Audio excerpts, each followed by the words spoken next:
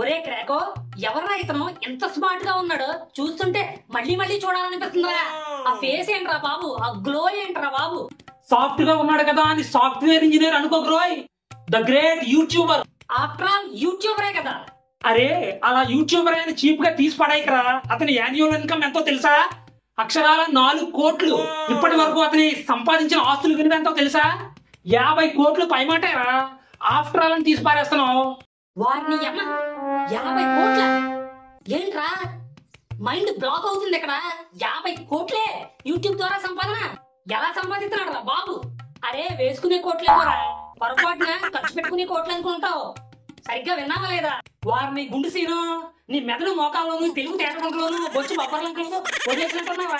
కోట్లంటే వేసుకునే కోట్లు కాదు, సంపాదించిన కోట్లు, ఆస్తులు. వారిని అమ్మ యూట్యూబ్ ద్వారా 50 కోట్లు సంపాదించాడా? కుర్రోడు చూస్తే మరీ లేతగా ఉన్నాడురా. పట్టుమని 5 ఏళ్ళు కూడా లేనట్టున్నాయి. అయినా యూట్యూబ్ ద్వారా ఎలా సంపాదించాడురా 50 కోట్లు? యూట్యూబ్ ద్వారా డబ్బులు సంపాదించొచ్చని ఇప్పటి వరకు నాకు తెలియదురా. మట్టి కొరకే.